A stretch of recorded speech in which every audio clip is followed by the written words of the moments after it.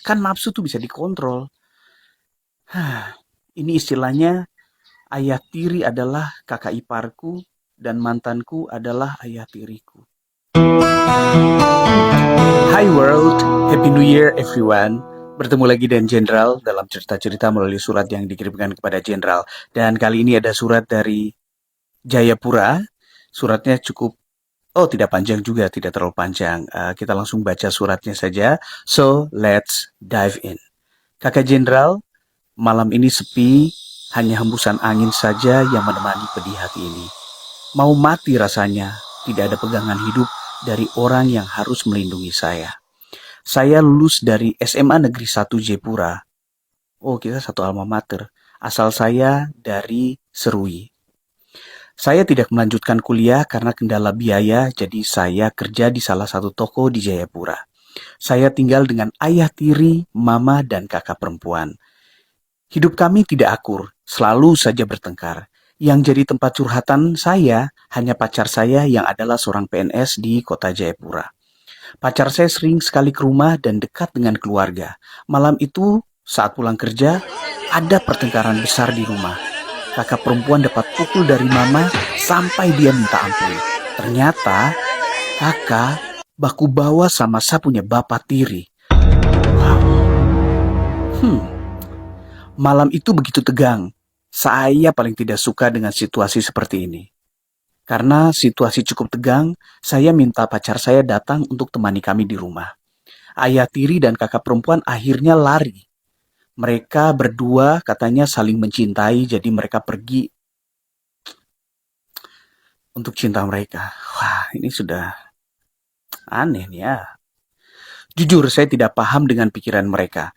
Saya begitu lelah, jadi saya tidur di atas kursi di ruang tamu dan pacar di lantai.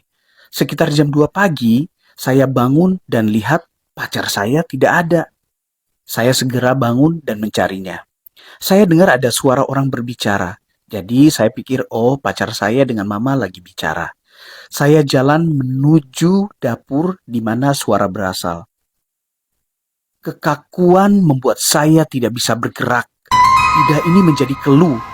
Detak jantung makin keras melihat mama dan pacar saya melakukan hubungan terlarang itu. Oh my God. Really? Ini seperti sudah jatuh tertimpa tangga pula. Akhirnya saya berteriak dan terasa rantai di kaki saya terlepas dan saya pergi lari memukul pacar saya. Tapi mama saya berbalik memukul, mengancam dan mengutuk saya. Kakak Jenderal, sakitnya adalah pacar akhirnya memilih mama daripada saya. Aduh. Kadang-kadang saya heran orang punya pikiran nih. Kenapa bisa jahat begitu ya, kan nafsu tuh bisa dikontrol. Ini istilahnya ayah tiri adalah kakak iparku dan mantanku adalah ayah tiriku. Menyakitkan sekali. Sejak itu saya keluar rumah dan kosan di APO. Mental saya rusak sekali. Hidup saya tidak tenang. Kakak Jenderal mungkin tidak percaya, tapi ini terjadi. Kenapa Tuhan biarkan ini terjadi dalam saya punya hidup? Saya sakit hati sekali. Kakak, saya tidak kuat lagi melewati ini semuanya. Saya sendiri, sepi, dan hilang tujuan saat ini. Terima kasih Kakak Jenderal sudah mau mendengar cerita saya. Saya juga tidak tahu bilang apa. Tapi ini tidak mudah untuk melewatinya. Benar, ini sakit hati tapi tetap harus dilewati. Harus jaga diri, tetap waras, jangan membuat satu keputusan yang salah. Ingat ya, Tuhan selalu menggunakan sakit itu untuk melepaskan orang-orang toksik yang ada di sekitar kita. Mungkin efeknya adalah kita sakit, tapi pada akhirnya semua baik-baik saja. Satu hari Adi akan mengerti kenapa ini semua terjadi dan akan bersyukur dan berterima kasih bahwa ini semua terjadi. Tetap jaga diri. Kami semua yang dengar cerita ini dan kakak sendiri support Adi untuk tetap semangat. Bertahan ya untuk bisa melewati semuanya, Dix. Demikian dari Jenderal.